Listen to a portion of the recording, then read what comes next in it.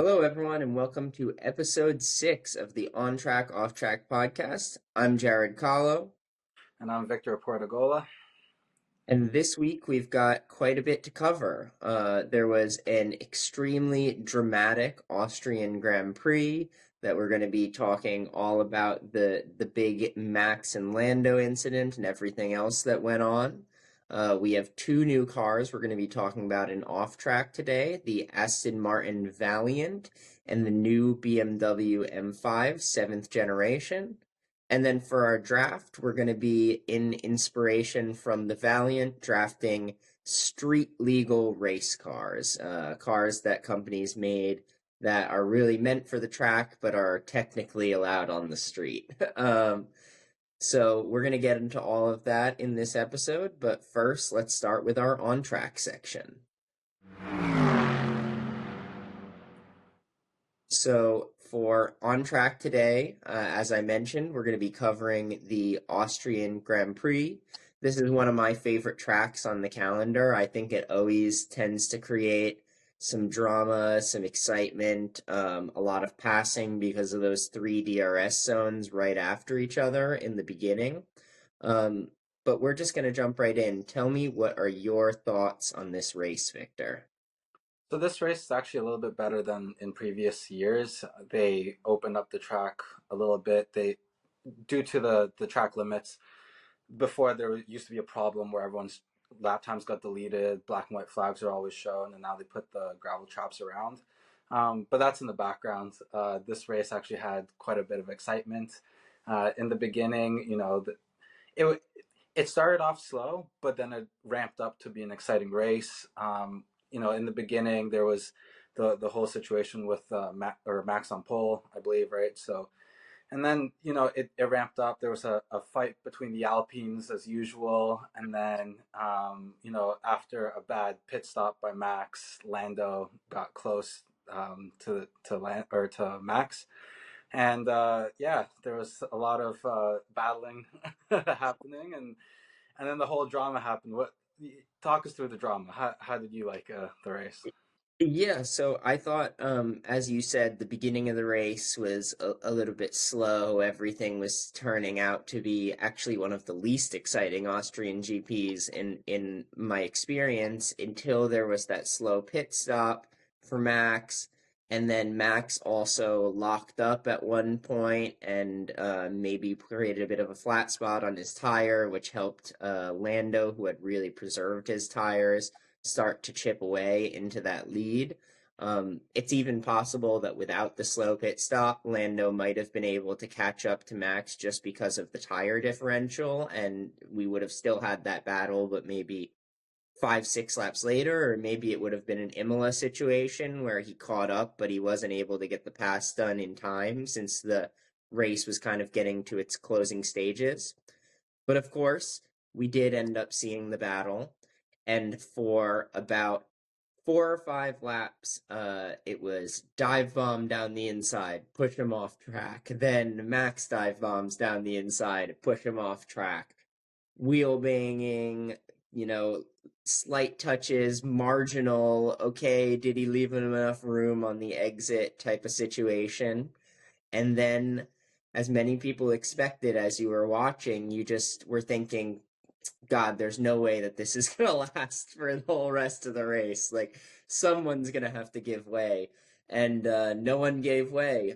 Max made a little move to the left. The steward said it was his fault, and I tend to agree, although it was marginal. It wasn't like one of those things where it was cut and dry. Oh, yeah, that's definitely 100% Max made a terrible error and just turned into him. I mean, Max was trying to squeeze him a little bit off to the side of the track and just squeezed him a little too much, almost similar to how Lando squeezed Max onto the grass in the last race.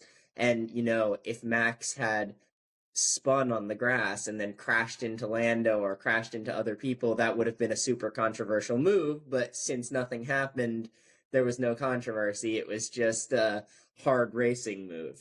So I think this is a similar situation where, as racing fans, if Max had tried to squeeze Lando out, they had wheel banged a little bit, but the cars were fine, no damage, everything just moved on, we would have looked at it as just, oh wow, that was some hard racing. But alas, it did create a puncture for both Max and Lando. Lando was forced to retire. Max was able to pit and get new tires and still finish in fifth, still ahead of Perez, which we'll talk about later in this section. But yeah, so that's really my thoughts on it. I think it's controversial, but only controversial because of the outcome. Yeah, a little bit.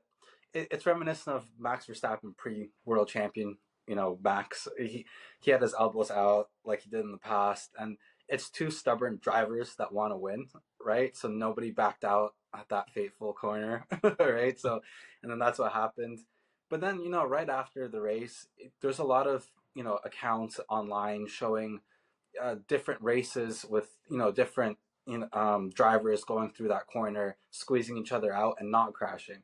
So you see Sainz and Max last year, and then you see Hamilton and Vettel doing the same thing. And in 2020, I believe I saw the clip. And so there's a lot of racing going on in that corner, people trying to pass, squeezing each other out, but no one's really crashed there. So like that's when you look at that, okay, yeah, they crash, they touch, and then something happened, right? And then Max gets blamed for it, but someone has to take some blame for it. There's an accident. It's like on the road. There's an accident, insurance blames somebody. There can't be Yeah. no blame. So that's what happened, right? And I don't know. I think that it was just two stubborn race car drivers trying to get the win. And then I think it was a Dutch interviewer interviewing Max right afterwards. He's like, "Why didn't you just let him by? You could have still won the race." And he's like, "I'm trying to win." Like you don't let someone pass, and that's what happens. That's their mentality. It's not that they don't ever want let anyone pass. So it's controversial in the fact that there's stands of both sides, arguing whose fault it was. But then you got to take the decision that the FIA did and blame Max, although his penalty it didn't really matter to be honest. So it didn't really affect him, and he's the one that won out in terms of the World Drivers' Championship for that. He still gained some points. Lando didn't. Red Bull still pulled up ahead a little bit to McLaren in that sense. So it is what it is, but it made for some great racing. Absolutely. So now touching on the other headline, which would have been the biggest headline if it hadn't been the accident, is that George Russell got his second ever win. He was there, he obviously wasn't in contention for the win until that incident happened, but he put himself in that third position. He was holding off Piastri, who was really fast all day long. Um, and he was in the right place at the right time to take a victory. And sometimes in Formula One, a victory means fighting for the lead the entire race. And sometimes in Formula One, a victory means being in the right spot when the leaders crash and being ready to take that opportunity. It really goes to show that when you're fighting in an F1 race, you got to keep fighting the whole race, even if you're not in the lead, because you never know what's going to happen. Yeah, and So this time big he wasn't. congrats to Russell. Yeah, and this time he wasn't forecasted for a podium.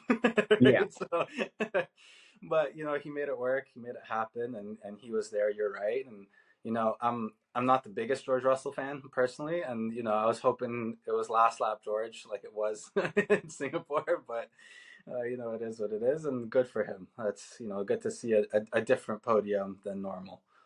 yeah. And Oscar Piastri had to be kicking himself for that off-track violation in qualifying, because the fact of the matter is, if that lap time didn't get deleted, it's almost a guarantee that Piastri would have been the driver that would have been sitting in that third spot. Um, and he would have had the opportunity to take his first ever full race win rather than just the sprint win that he took last year. Yeah, And that would or have been amazing. And or he it got could second place. Or it could have been like it was in the sprint where he was overtaking Lando and slowing both of them down, right? So that could have Yeah. happened. You never know at this point. Yeah. Yeah, I think that's worth mentioning as well. The sprint race was not quite as exciting as the main race, but there was still some action, and I think the biggest talking point from that sprint race was that there was some battling between Piastri and Lando. I think, Oscar Piastri is a great teammate and he really does what the team needs most of the time. But he's also not a second driver. At the moment, Lando Norris is the better driver and he's getting better points. So obviously, McLaren's going to somewhat prioritize him a little bit on strategy in terms of which driver do we think is going to take the win against Max.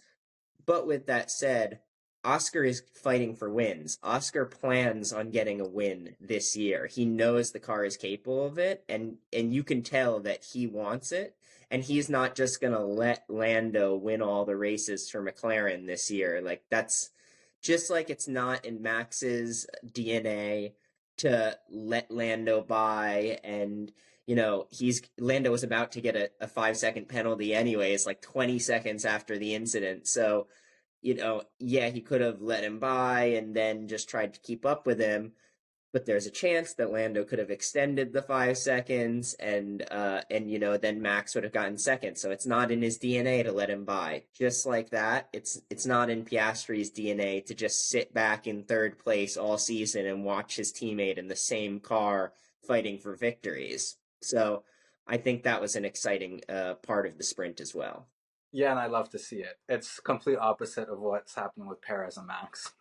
So, and Yeah. that's something I do want to talk about as well. Paris is, nowhere to be found the whole weekend. And, even Max getting fifth, getting ahead of Perez with a 10-second penalty, a puncture, an extra pit stop, and still finishing ahead of Perez. Like, come on, Red Bull. Why did you sign him again, right? Like, it just shows that they don't know. They should have signed Sainz. Yeah. They should be kicking themselves right now. Sainz could have fought for the World Constructor Championship at this point for Red Bull for next year. But Perez has shown time and time again that he's not doing anything, and Max is just carrying the whole team on his back. And that's probably another reason why he didn't want to let Lando pass. He has to carry the whole team, right? So I don't know. But yeah, Perez is just not making that work right now. What do you think? Yeah, I think that it's such a shame. I used to really love Perez. He became one of my favorite drivers after his legendary defense in Abu Dhabi in 2021 and how he was able to keep Hamilton back for that whole lap and really let Max almost catch back up. So I think it's a real shame, but the fact of the matter is I don't think he deserves that race seat anymore. I think that he's had 2 seasons now since then to prove himself. He hasn't been able to prove himself. Um, it does make me wonder, Carlos Sainz still hasn't signed a contract with anybody, and there's still lots of rumors. When we made our driver prediction video, I think in episode 2, we were talking a lot about the Audi project and the Williams project. Now I'm hearing rumors that he's holding back and waiting for the Alpine project to decide whether or not they're going to take a customer engine or not, and that if they take a customer engine, he might go there because they might be more competitive than they are with the current Alpine engine. But I wonder if that's all a smokescreen and he's really sitting there waiting, thinking, wow, Red Bull's going to realize in a couple races that they shouldn't have signed Perez. They're going to cancel his contract and then the door will be open for me again in Red Bull. I hope that that's the case because I think that he would be the ideal driver to put next to Max. He's shown in battling Leclerc that he's able to battle his own teammate fairly and he doesn't he doesn't crash, he doesn't take away from the team effort and he's been an amazing team player with Leclerc ever since he's been at Ferrari. He was a great team player at McLaren before that. So but he's also a fast driver. He's a race winner. He can win races on merit. If you put him in that Red Bull car, he's going to be able to at least put it in second and third, keep it in the top five, which Yeah. it sounds like a really low bar to set, but it's a bar that hasn't been met by Perez in like, half a dozen races. So, yeah, I'm hoping that that's the case. Just some other notes from the race. You mentioned that the off track is something that was a controversy every year at Austria previously. They put two new gravel traps at the end of the lap, which really cut down on those off track penalties. You saw a lot of drivers, especially in qualifying and even in the sprint race, dipping wheels off into that gravel or losing control and going off into that gravel. I think Leclerc went over the gravel at the end of his qualifying lap. So I think that's something that you can take to any racetrack. It's something I wish F1 would do more of, is just put a damn gravel trap on the edge of the track and call it a day. And if you go off track, then you're not gaining any time because you're going through gravel instead of going on road. So I hope that they see how successful that was at this track and that other organizers at other tracks around the world, where applicable, because obviously there's some tracks where you can't put a gravel trap or some corners where it's just impossible. But where it's applicable, I would love to see them put more gravel traps in so we can stop having conversations about track penalties and really punish the drivers for going off track through damage to the car and through slow down lap times or maybe even spinning off track. You don't want to see accidents, but you do want to see drivers punished for going off track and making mistakes. Yeah, and it really cut down the track limits, violations this race. There was still a few. I mean, like we said with Lando and stuff, and but still, it cut down majorly. And one last thing I want to talk about the from the F1 weekend is how poor Leclerc's weekend was.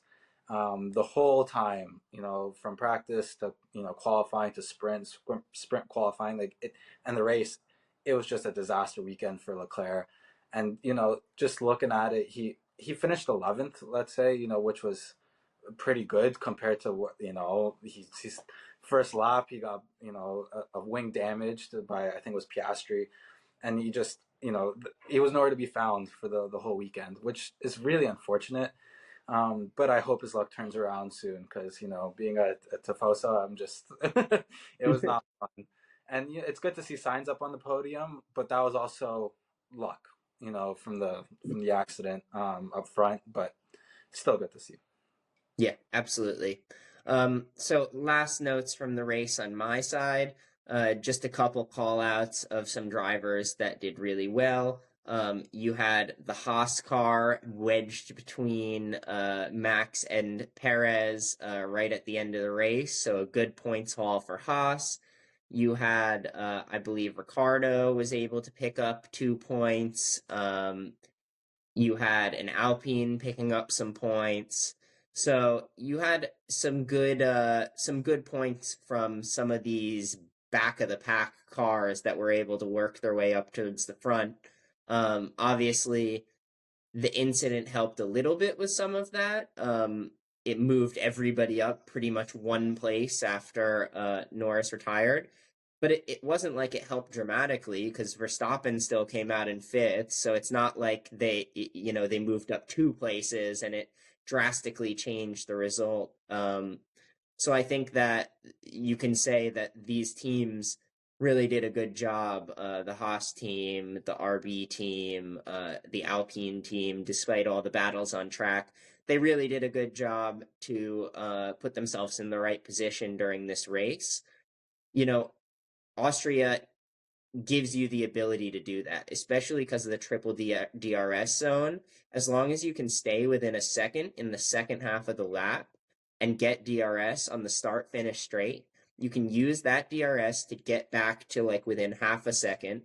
Then you get the second DRS zone going down the hill into the corner that Max and Lando crashed in, and that can push you up to make a passing move. And then there's that third DRS zone, which allows you to either extend defend, or get back at the car that passed you. I think that format just makes for such great racing. I mean, I think in 2022, when this new generation of cars came out, there was five wide going into turns at certain points, and all five cars were from different manufacturers. So, um, the track matters. Going to a good track matters. And if you build the right track, it allows even the teams that aren't the top teams to maybe have a chance to score some points. So I think the Red Bull Ring is probably one of my favorite tracks on the calendar for that reason. Yeah, I tend to agree with you there. Perfect. Well, that's going to cover the race. We've obviously got one more race in this triple header coming up next week. So I'm sure that we're going to have more drama to talk about, more excitement. I'm sure that Lando is going to want to get his comeback and get that victory that he was so close to getting this week. So I'm excited to cover that one. But now we're going to move on to our or our off track section. So, in today's off track section, we've got a really exciting topic and a really frustrating topic to talk about. And we're going to get the bad news out of the way first. So, BMW released their seventh generation BMW M5, and it is a plug in hybrid. Now, I may get a lot of hate from the BMW fanboys in the comments, but I'm just going to make a blanket statement. BMW M Performance, dead, means absolutely nothing anymore. Because this new car, we're going to talk all about the stats, but there's one stat that I need to read first, and it just blows me away. This new car at 5,390 pounds is 294 pounds heavier than a 2024 Ford F-150 King Ranch. Yeah. Like, we're talking about a performance sports car and a heavy duty pickup truck. Yeah. And the sports car is the heavier one. It's not a sports car anymore. Yeah, Talk me through it, Victor, I because have I a lot know that this frustrates you. I have a lot to say. So let me just rattle off the stats first to get it out of the way. So it's a 4.4 liter twin turbo V8, just like the last one, and it's a plug-in hybrid. Now it's 717 horsepower, 14.8 kilowatt hour battery, with 194 horsepower electric motor in there. But just like you said, it weighs 5,390 pounds or 2,444 kilos. That is an increase of 1,150 pounds or 523 kilos. That's half a ton more than the last one. Okay, it weighs more than a Tesla Model S Plaid. Like, why even go for the thing? You know, why would you spend your money? It's gonna be way over 100,000, close to 200,000, I'm sure, when Yeah, you can get a custom Model S Plaid that's way faster, more comfortable, quieter, weighs less, probably performs better. Like, there's no reason to get this thing. It frustrates me to no end how bad this is. Like you said, BMW M Performance is dead. sure. There's a famous quote by the head of M in the 90s. They asked him, why don't you make an M8? They had the 8 Series back then with the V12. They're like, why don't you make an M8? He's like, because the 8 Series is too heavy. It doesn't make any sense. Why would we make a big, heavy M car? Now you have the G90. This is the current generation M5, the new one, the G90. It weighs more than, like you said, an F-150 King Ranch.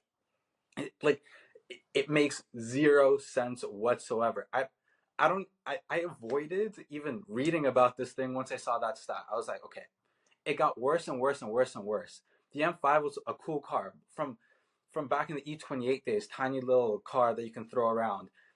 The E39 with a V8 and a stick, the E60 with a V10, and then like it was such a cool car through so many generations, and now they just blatantly killed it.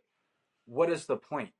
Why even bother? Like, it has no relevance in the sports sedan world. Like, zero. Like, it makes zero sense, and I I'm done with it. Like, I don't even want to like look at BMWs anymore. Like, the last good one is the G82 M2.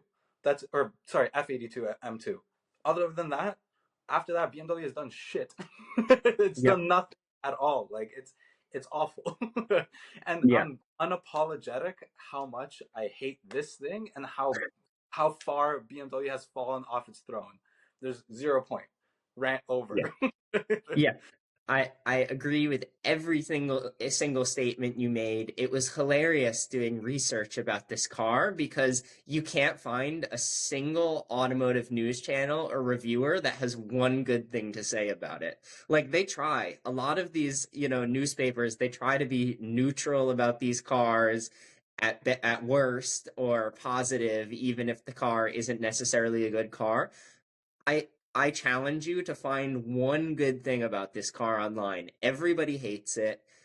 BMW clearly is not listening to the enthusiasts that are actually trying to buy these sports cars.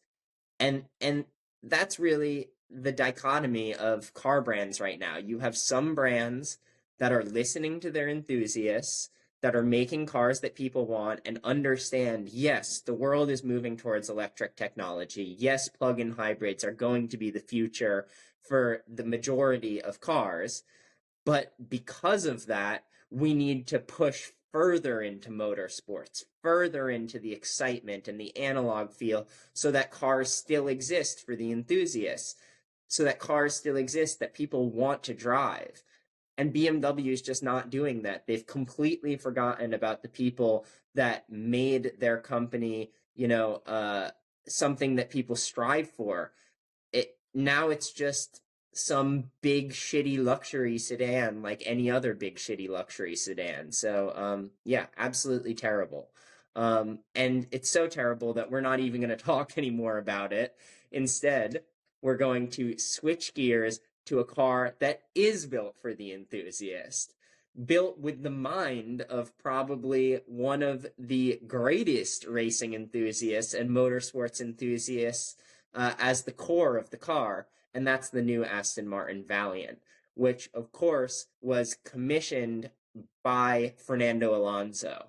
Now, I love this story because it's just really funny to imagine, especially knowing Fernando Alonso's personality.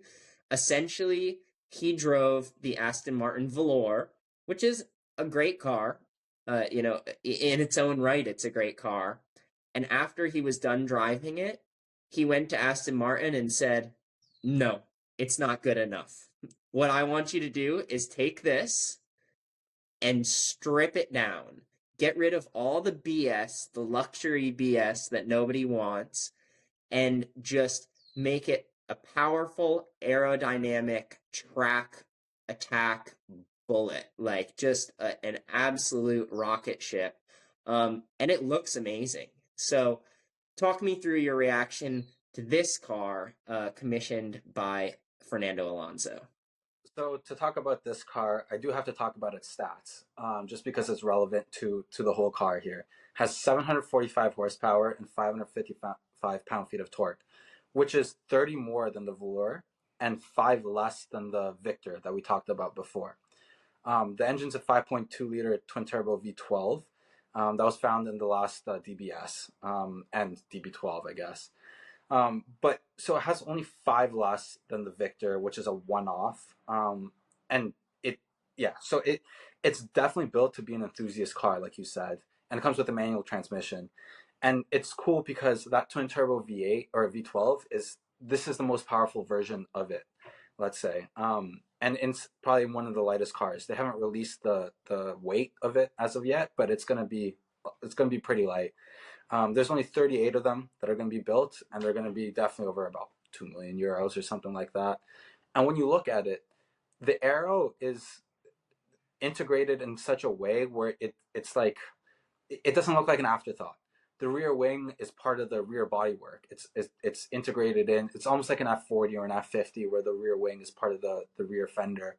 And then you look at the front valence and the side skirts and stuff, and it looks really track ready. So it looks really cool. I love what Aston Martin's doing with these special cars. They're making cars that enthusiasts actually care about, unlike the last manufacturer we just talked about, right? So and and they don't even have to build them in big numbers. They're just showing that they are listening to people, and then they're going to build them. That's it. You know, whether it's the Valkyrie, the Victor, the Valiant, the whatever. You know, they're doing some crazy stuff, and the Valhalla is coming up, and it's just this car slots in perfectly into their ethos of building cars that people want. Whether it's beautiful GT cars or sports cars with manual transmissions, or you know, they're still keeping alive the V12 in some way, right? So it's really cool to see Aston Martin doing this, and it brings me joy after having to rant about the last car. So I'm glad we're talking about it. What do you think?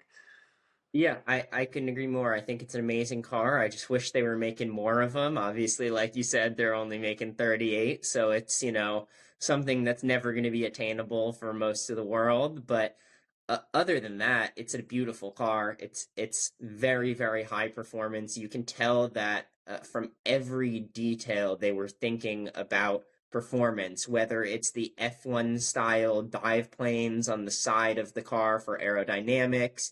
As you mentioned, it's super lightweight. It's a carbon fiber body with a bonded aluminum chassis and a 3D printed rear subframe to remove weight. The wheels are made of magnesium, and they remove 14 kilograms of unsprung mass per wheel from the velour. So, I mean, that's huge. You have a really, really beautiful, aggressive styling. Actually, it's styled quite similar to the Victor as well. But the stock car is actually really inspired by the 70s V8 RHAM1 Aston Martin, which was a racing car, a real track car, and we'll be showing a picture of it on screen right now. Um, and that's really a cool throwback design, and it really does look a lot like it when you put them side by side.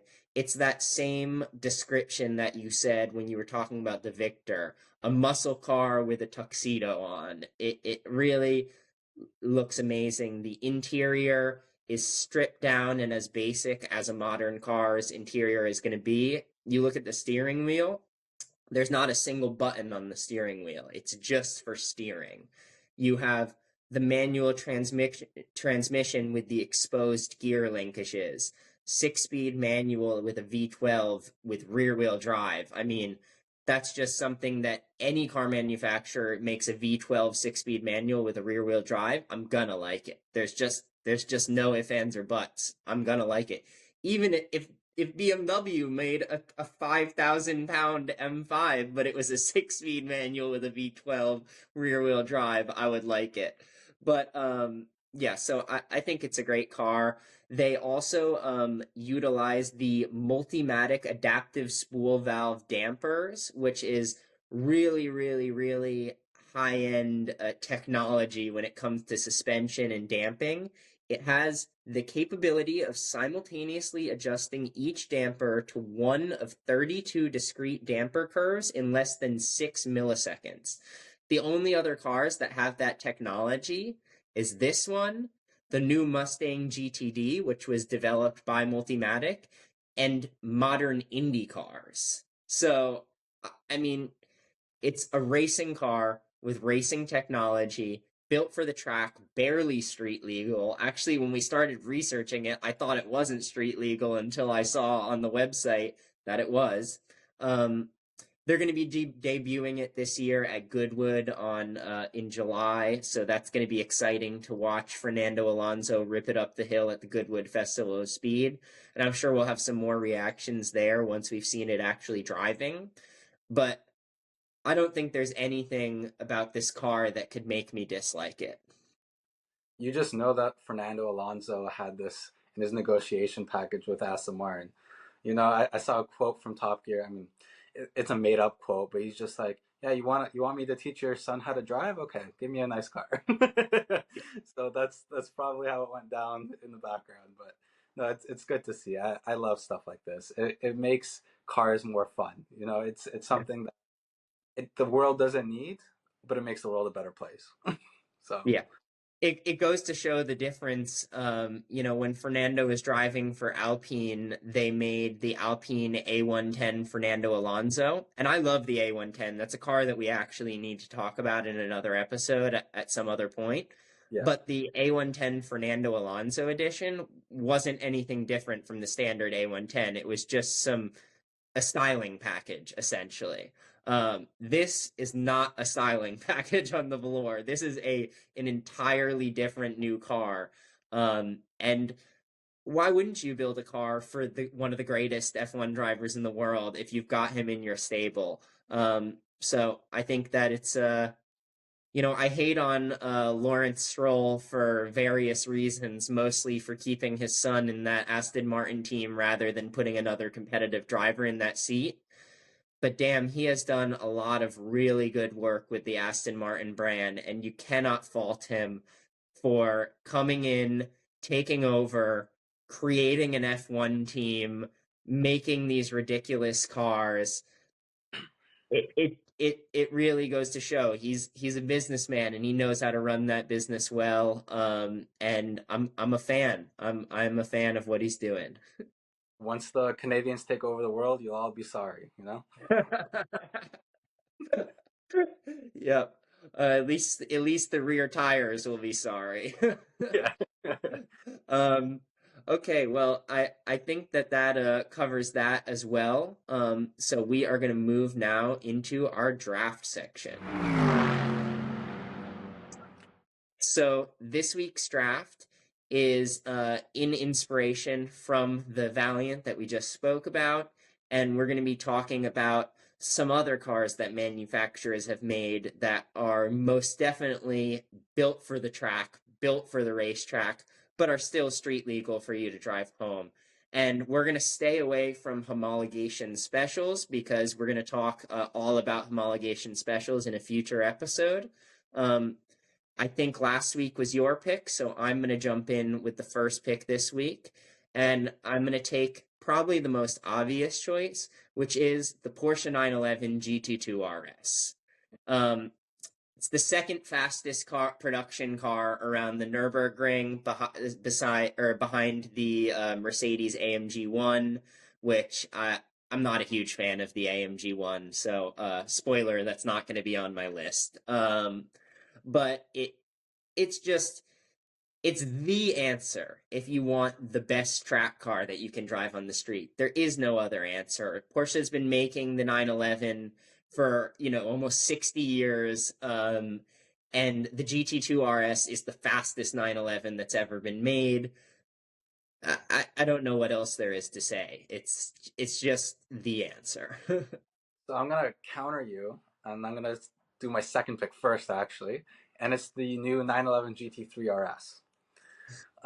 So that car, I do like it a little bit better than the GT2 RS, even though it doesn't have the power like it does. But it does have a lot of the adjustability and cool aerodynamic tricks that current race cars have. So you get DRS with it, drag reduction system. You have on-the-fly adjustment of your rebound and dampening of all four corners individually, and also has a crazy naturally aspirated engine to revs way over 9,000. So I think to me it's a cooler package than the GT2 RS, and I mean all that is beaten by Manti, like tuned versions of both cars, right? But Mhm. at the time, I think it's a more exciting package than the GT2 RS. Um, so that's just my counter to your GT2 RS. Well, that's totally all right. I think both cars are, the answer is Porsche 911. That Yeah. that is the answer. Which is why Um, I'm wearing a sweater right now. yeah, exactly. You buy the GT2 RS, you buy the GT3 RS, even just a standard 911 GT3, even just a base 911. I mean, that is the car that's built for the track and is available on the road. So I think that's great. So you already jumped in with your first pick, so now I'll jump back and do my second pick. And my second pick for today is going to be the Mustang GTD, the car that we just spoke briefly about, developed by Multimatic. Um, Once again, it's another car. It's actually very similar to this Aston Martin Valiant in the spirit of why they made the car, in the technology that they applied to the car, in the fact that they could have just made a nicer Mustang, but they really rebuilt it from the ground up to make it a motorsports and track-based Mustang. So that's why I picked that one. Nice. We have a good lineup this time. I like this. So I'm going to counter that as well with another American car, and that's the Dodge Viper American Club Racer, the ACR. Mm. Right? So, I mean, a Dodge Viper is not really a track car per se. It's a crazy muscle car with a big V10 up front. But the ACR and the ACR Extreme packages, they broke a ton of track records when it first came out. There's a ton of downforce on the thing. It creates, I don't know, something like over a ton of downforce through its bodywork, right? And it comes with a manual transmission, and it's a track toy essentially at that point. Adjustable front and rear downforce and dampers, and it's crazy. It's almost barely undrivable on the street. Let's say you can drive it, but like I don't know if you want to really drive it. So it's up there for me. It's always been something I've respected as a car, just because of all the accomplishments that it's done on racetracks around the states. So that's my second pick. Okay, that's a great one. Um, my next pick is going to be a real left field pull here. It is going to be the Scuderia Cameron Glickenhaus 003 CS. Now, a lot of people listening to this might not even know what Scuderia Cameron Glickenhaus is. It's an American automotive manufacturer that essentially entered their cars in Le Mans and then started making road cars that they could then sell based off of their Le Mans cars. So it's not a homologation special. They didn't need to make these cars. They just decided, you know what would be really great? Let's create an amazing supercar and then let's advertise it in the most competitive race in the world. Now, Scuderia Cameron Glickenhaus, they've never won Le Mans with this car, but and sometimes they're not even that competitive. But the fact of the matter is, they competed at Le Mans. They finished the whole race. These cars beat the lower class cars. You know, they may not beat the cars within their own class, but they're better than the GT3 cars and the lower class cars that are in the race. And the fact that you can buy pretty much the exact same car that was raced at Le Mans, just with taillights and headlights, and rip it on the street, I think it deserves a mention here. So that was actually on my list of honorable mentions because, like you said, it's a crazy car. And I had the pleasure of actually speaking with Jim Glickenhaus at the 2016 Pebble Beach concourse when they released this car. And I was standing in front of the car talking to him about this. And one of the cool things he told me about it is that any car that or Scuderia Cameron Glickenhaus makes, they're gonna give the CAD files to the customers. So because it's a tiny company and it's owned by one person, and if he, God forbid, passes away anytime soon, then the owners will be able to take the CAD files to a shop or something and get the parts built that they need. So it's complete opposite of, let's say, what Ferrari does. Mm-hmm. So and he wanted that so that his cars will live on and the legacy will live on past him. So I think it's really cool. Yeah, Um, absolutely. so my next pick actually is going to be the Ferrari 458 Speciale. And so it's part of the track variants of Ferrari's cars. After the 458 Italia, they made the Speciale, and it was the last naturally aspirated V8 that they made for mid-engine V8, I should say, that they made for their cars. And to me, it's one of the all-time great sports cars. It has more aerodynamics, more downforce, more power, lighter weight. They took out a lot of the sound deadening, and it's more of a hardcore version of the 458 with a crazy drivetrain, just absolute crazy. And I think it's beautiful when the last Pininfarina style cars by them, and all around just a great package. It might not be the absolute fastest, especially nowadays. It's over 15 years old, but I still love it. It's still one of my favorite Ferraris ever built. Yeah.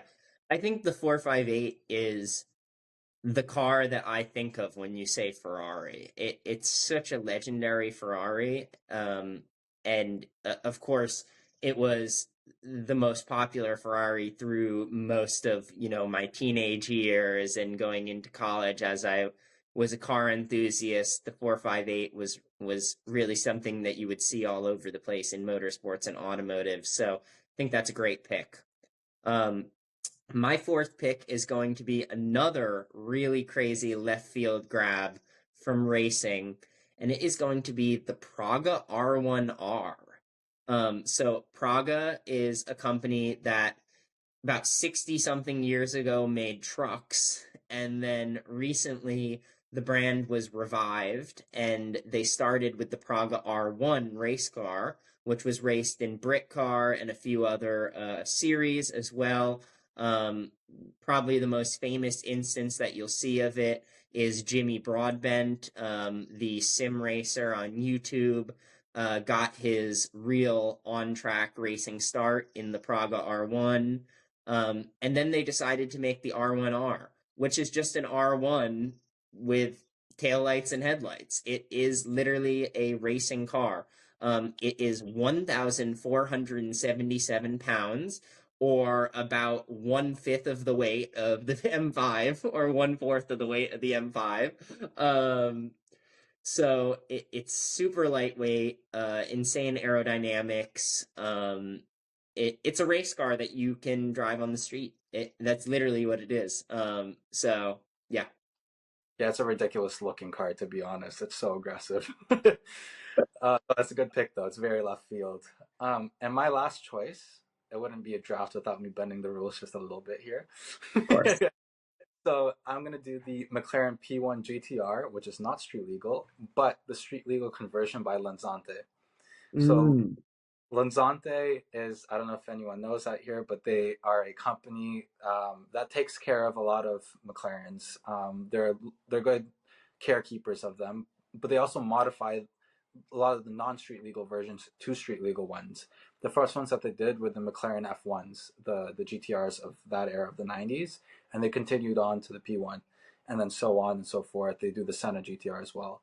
But the P1 GTR is just a ridiculous car. Breathes fire, has a humongous wing attached to the chassis, and it shouldn't be road legal, but they made it road legal. So I think it's cool in itself that people are out there doing that. They have the balls to actually drive a race car on the street, even if it wasn't built to do that. So, I'm bending the rules a little bit, but at the same time, you can drive one on the street. So, I'll take it. I'll take it.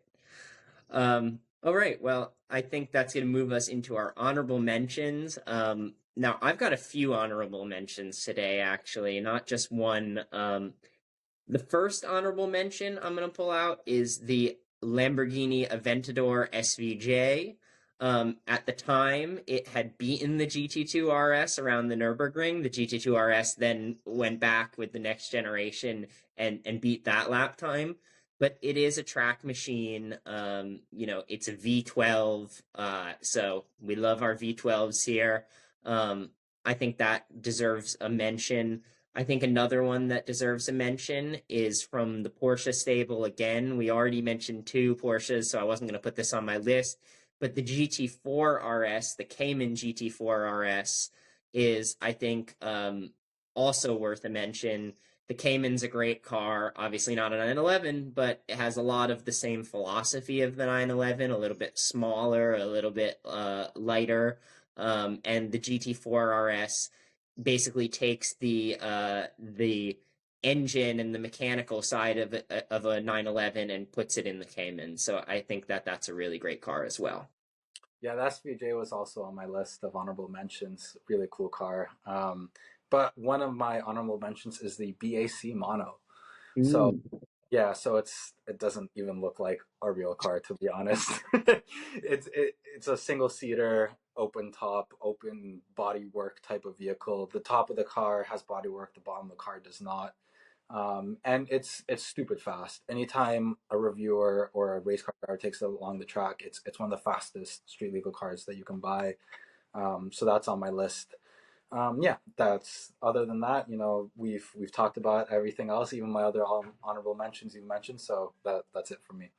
Yeah, I love the BAC Mono. I saw one at Monterey Car Week at the historic races at Laguna Seca, and I was just taking like a close look at the suspension and some of that.